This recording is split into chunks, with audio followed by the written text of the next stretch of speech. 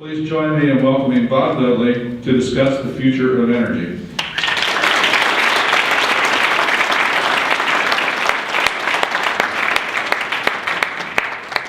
Thank you very much, Art. It's great for me to see Art. I haven't seen Art in a while, but he's actually one of my mentors, early days of working a long time ago in Chicago, and he took me along as a young, newly minted person to my very first overseas trip with Alco to Libya. And I will never forget it. We were talking about it earlier. It was one of a million trips that he took. He didn't really remember it, but it made a deep, deep impression on me. So good afternoon, everyone. I hope you have had a good day. What better subject to end the day than energy? So I'm going to try to keep the energy levels up for this final half hour. And I hope we'll try to keep you awake by first debunking a few myths about energy, and then if I might make a few predictions, and finally by explaining why the company that invests more than any other in American energy wants to carry on doing just that for many more years to come. And there's probably no prizes for guessing what company that is. But let me start with the bigger picture. I believe energy is a factor that will affect the well-being of more people in more countries in coming years than any other factor I can think of. And I say that because we can already see what access to energy can achieve. For example, the United Nations reports that the goal of having the number of people living on less than $1.25 per day by 2015 has already been reached. Well, we stand in the rich countries where we work. Keep that in perspective. Since 1990, an estimated 700 million people have been lifted out of extreme poverty. Plus millions and millions more are eager to join. There is another US-sized economy emerging in China. Countries in Asia, South America, and Africa are growing and demanding prosperity. So in my brief time with you today, I want to discuss three questions, if I may. First, is there enough energy available to meet this demand? Secondly, what does it take to make sure energy resources actually get converted into supplies? And what role is BP playing, particularly here in the US? So starting then with demand, the trend in global energy consumption is clear. It's going up, and it's going up fast. Our projection is that world energy demand is likely to increase by 36% between now and 2030. That's not that far away. That is very roughly the equivalent of adding another United States and another China to the current requirements. Oil will still be the fuel of choice for transport. We expect that 90% of the cars and trucks in 2030 will still run on gasoline or diesel. That's because of that great little bundle of energy of liquid fuel, which is gasoline. You can move it around. And we expect demand for oil to grow at about 0.8% a year. Now, that may not sound like a lot, but it translates into an extra 16 million barrels a day worldwide will be required by 2030. And that is more than the current daily production of Russia and Saudi Arabia together. The fastest growing fossil fuel will be natural gas, with demand increasing at around 2% a year. So the demand curve is very steep. And many people now ask, can the industry even meet that? And of course, there's lots of other kinds of energy as well, which I'll mention in a minute. But a few years ago, the hot topic in the energy conversation was around peak oil. The idea that world oil production was headed towards an inevitable decline, and we would run out. I think that fear is now receding. I think peak oil argument has peaked. And if you take a long view, you can see why. The history of our industry is one in which increasing demand breeds increasing innovation. The world's major source of oil in the 1850s was the whale.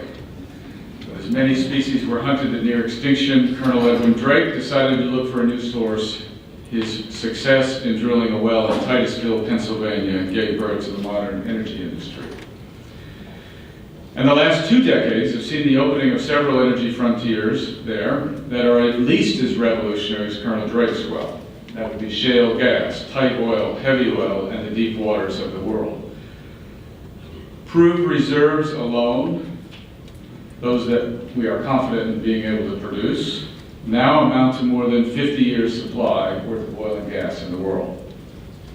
Of course, shale gas is nothing new. In fact, it was Amoco, one of BP's heritage companies, that pioneered hydraulic fracturing in Kansas in the 1940s. But in the last 5 years, it has come to its own all around the world. Last year, the U.S. recorded the largest oil and gas production increases in the world, as well as the largest in the country's history. Just 5 years ago, North Dakota's Bakken Formation was producing 100,000 barrels of oil per day. Today, it's over 1 million barrels per day. If you're in the oil industry, that's a really big number. This is extraordinary. For gas, the story is similar. A decade ago, energy companies were building plants to handle imports of liquid natural gas, or LNG, into the U.S. And today, we're selecting sites for export terminals.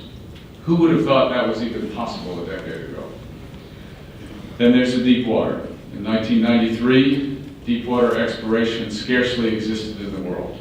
1,000 feet was considered very deep. Today it's 4,000 feet, nearly a mile below the waves. Today, more than 250 million barrels of oil equivalent have been discovered in the deep waters around the world.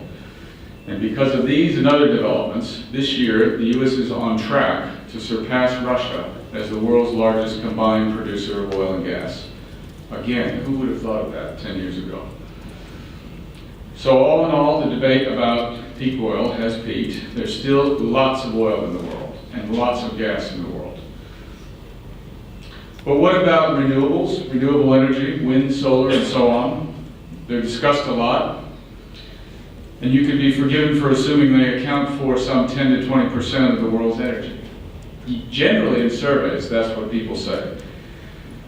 Today, renewables, putting aside hydroelectricity, comprise just 2% of the total. By 2030, we expect that will grow fast to around 6% of the world's total. Puts it in perspective, I do believe the world is on a long wavelength transition to low carbon energy, but if we want to reduce emissions in the shorter term, we need to look at what works best. Since the Kyoto Treaty was adopted in 1997, the world's carbon dioxide emissions have actually risen from 24 to 34 billion tons a year. That's not good. However, in the US, which didn't ratify the treaty, emissions have fallen from 6.5 billion tons in 2007. We're now down to 5.8 billion tons, and that is the lowest level now since 1993. That's because of natural gas. It happened first through energy efficiency, which is good, lighter vehicles, smarter buildings, and second through gas displacing coal in power plants due to the shale revolution. The very simple lesson is that emissions are reduced when the low carbon option is also the low cost option. And the market, I believe, is the most effective way to deliver that solution. And that principle holds good in terms of delivering energy generally, everywhere. Bringing the demand curve together with the supply curve requires more than just having the resources below the ground. It also requires certain activities above the ground. In brief, governments have to provide the right conditions, and businesses need to make the right decisions. Events here in the US 40 years ago illustrate what happens when government, I think, fails to maintain an attractive environment. Some of you may remember, at least Art and I do, price controls on oil and gas started the marketplace in 1973, contributing to the gasoline lines. Government efforts to alleviate the situation by limiting fuel sales and prospective rationing contributed to the crisis atmosphere. The situation was finally transformed by lifting the price controls and providing the freedom for the market to work. That marketplace, within the framework of a very steady and predictable tax and regulatory structure, is the foundation of the energy renaissance we're seeing today in the US. And I'll come back to this in a moment about our experience in the Gulf, but BP's own experience in the Gulf of Mexico is a similar example.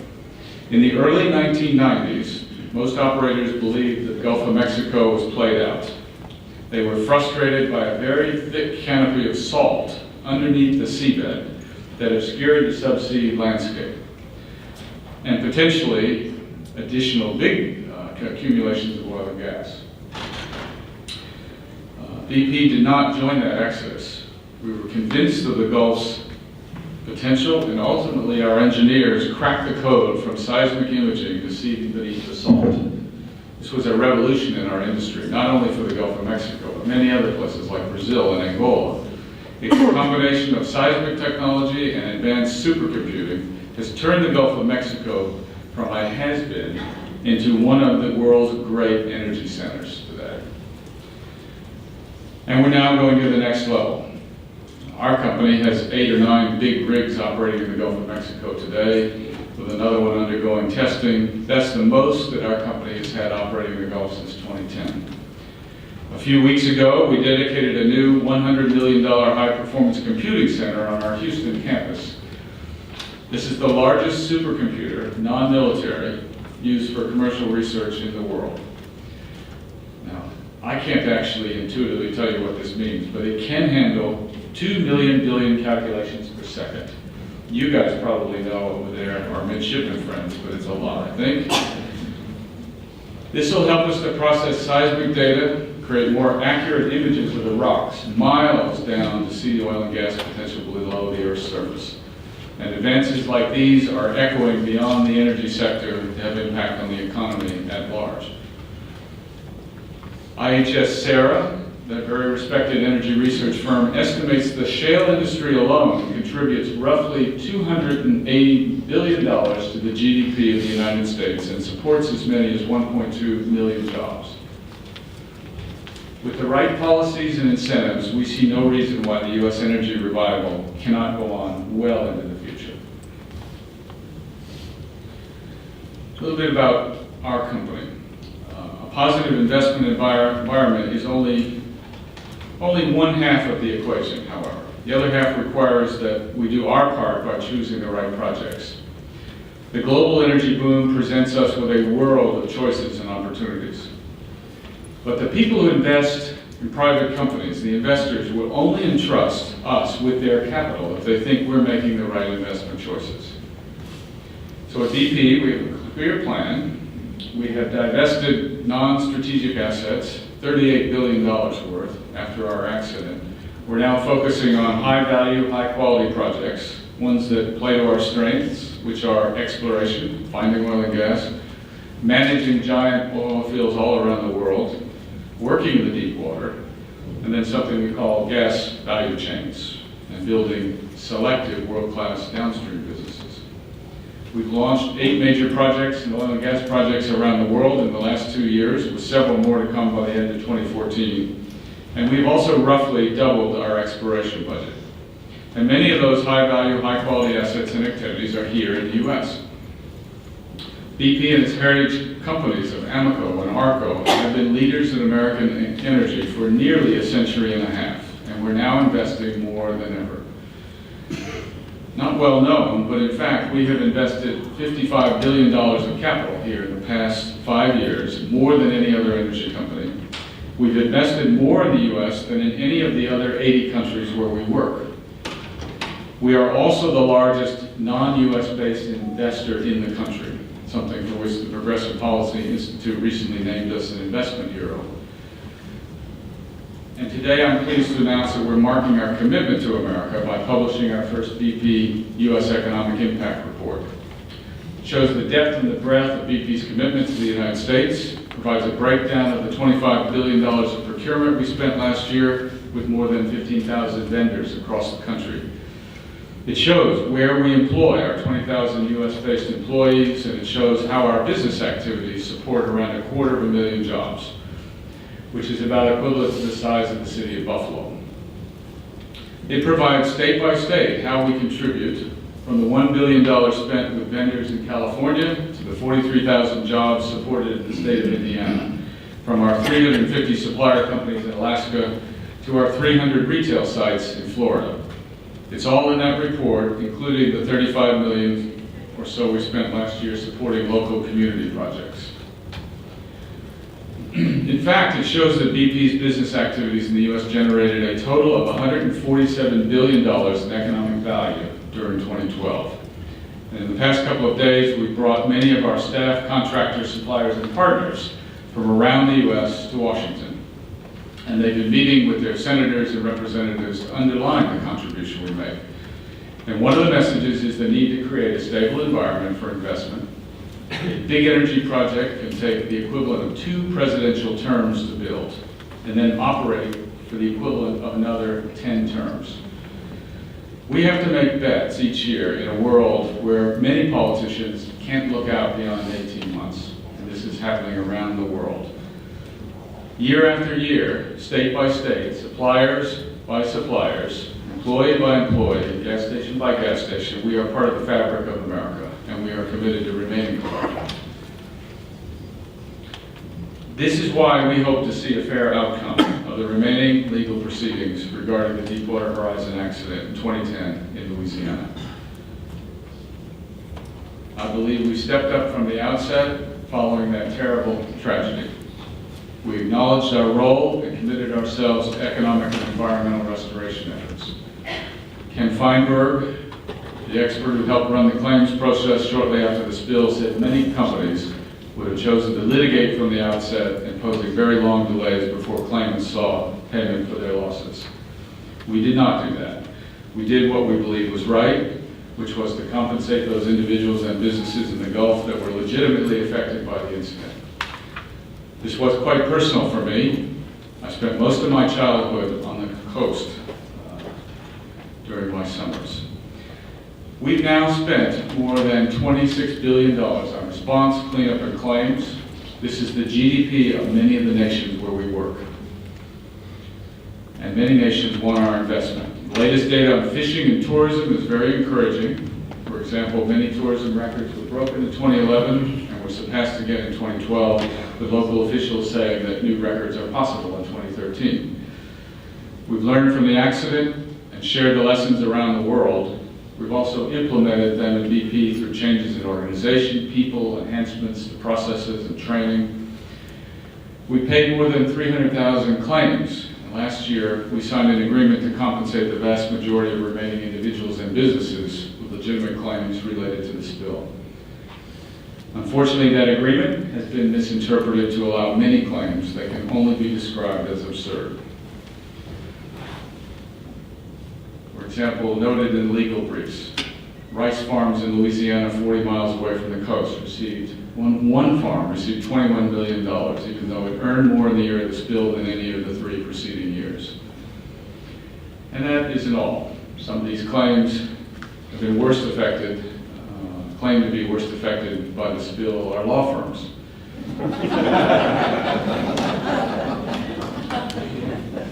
I had the same reaction. You must be kidding. In fact, law firms, and no offense if you're... but law firms have received more in offers from the settlement than restaurants, bars, hotels, and seafood processors. I just spent 10 days across the Middle East, and the world of global business is watching all this very carefully. I'm asked about it all over the world. And I think what is happening, millions of dollars are being paid to businesses where there is clear evidence showing that the oil spill was not the cause of any losses. For example, we noted in our legal papers a wireless phone store in Louisiana that was closed for all of 2010 as a result of the fire predating the oil spill was paid. A lawyer located approximately 200 miles from the coast lost his license 4 months before the spill, paying him. A wheat farm more than 200 miles from the Gulf has elected not to grow crops in 2010. All got paid by the claims facility. This is not what we agreed to. The numbers are extremely large. There's a lot of people wanting us to invest around the world. And this is not what any company would actually agree to do. And in the same way that we have always tried to do the right thing, we have finally stood up against what we believe to be wrong, as payments like these clearly are. I'm glad to say a federal appeals court has ordered a halt to the questionable payments for the time being, and we will see how that legal process unfolds. Separately, a preliminary report by the former U.S. FBI Director Louis Freeh from an investigation ordered by the court has found evidence of misconduct in the claims process, and that investigation continues. I wouldn't talk so much about this, but we're talking of hundreds and hundreds of millions of dollars, potentially billions.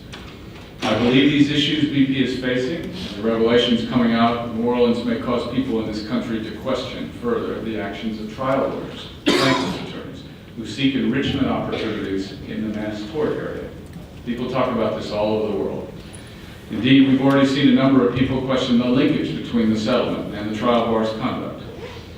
I read in the paper the other day, in New Orleans in fact, a paper, it says, it's hard sometimes to see what's unfolding as anything more than anything other than a trial lawyer feeding frenzy.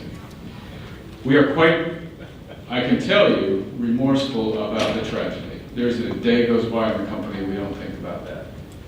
However, as an American who meets with governments and companies around the globe, most find it curious and off-putting, to put it politely, about our country. I think there is a real danger that companies from around the world will start to think twice about doing the right thing in response to industrial accidents, not just foreign companies, but American companies. And I can tell you that it has caused companies to reconsider investing in the U.S. when they witness this kind of behavior. I am heartened when our efforts are acknowledged by local communities. One example came from the Terrebonne Parish Economic Development Authority in Louisiana, which issued a statement saying the community should reach out again to BP as full partners. It concluded that for those who place a premium on the quality of life in South Louisiana, one can only imagine what would be left if BP and other oil and gas companies would suddenly disappear. And this is not a prospect worth considering. It's not a prospect we want to see either. The report we're publishing today underlines our role as a company that seeks to prosper in a positive way by providing goods, services, jobs, and business in America. So it knocks down my feelings about this. You can tell I have very strong feelings about this. I want to conclude by saying I am confident that the energy sector can meet the challenge of fueling the future generations of the globe. And the reason I'm confident is because we've already done it as an industry. More oil has been produced since I joined the industry in 1979 than was known to exist at that time. And today's oil reserves have grown to twice what they were then. Our industry has never run from a challenge. We're not going to start doing that now. If government does its part by encouraging the development of all forms of energy in an atmosphere of free markets and the free movement of resources, and true justice prevails in our legal system, I see no limit to the prosperity that energy can bring to the United States and the world's people. Thank you very much for your time.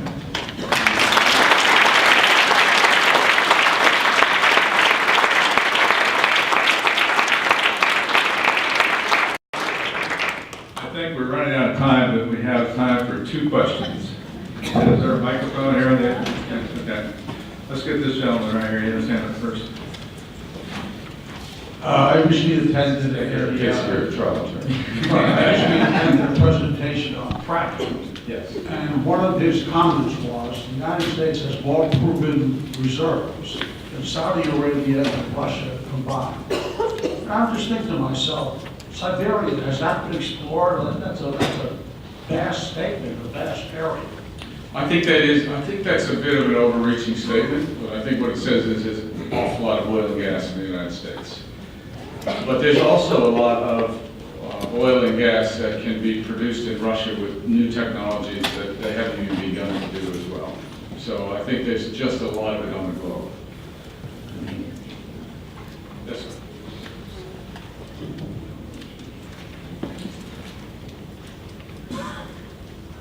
Thank you. My name's Doug Berkman. I'm with the Naples Council. That's Florida.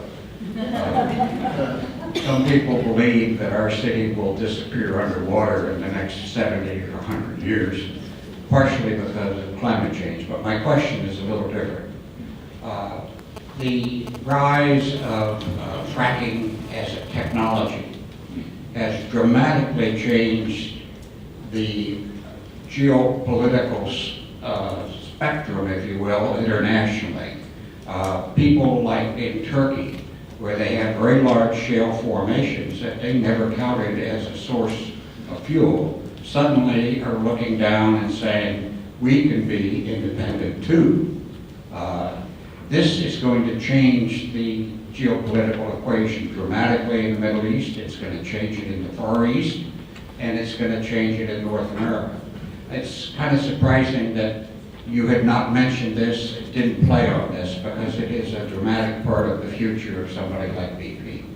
You're absolutely right. There's been no revolution in energy like the shale revolution of the last 20 years. Who would have thought in 5 or 6 years, really? It has changed the geopolitical landscape of the world. Big liquefied natural gas plants or LNG plants built in the Middle East to send the gas to the United States. It's not needed now. So it's being redirected into Europe. The Russian domination of sending gas into Europe doesn't hold anymore. It's broken that. But also in Asia, the tsunami, the tragedy in Japan with nuclear being taken offline has created a world now with 3 different gas prices: North America, Europe, and Asia.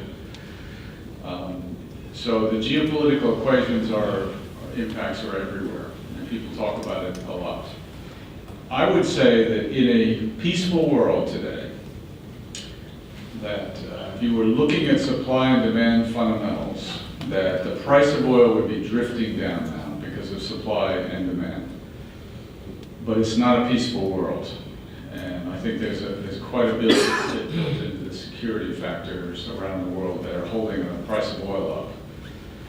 Many countries around the Middle East and Russia itself budget their national budgets on over $100 oil. So there's a lot of geopolitical factors working here. We can talk about it all day. I didn't do it because it's, you really get into it and it's very, very interesting, but I could be here for 2 hours. But you're spot on with your observations. I wish you could be here for 2 hours, Bob Dudley. As conference host, I have the unfortunate duty of closing this session, but it's been a great one, and it is a true honor to have you here on the day that you're releasing the U.S. Economic Impact Report. So thank you very much for coming.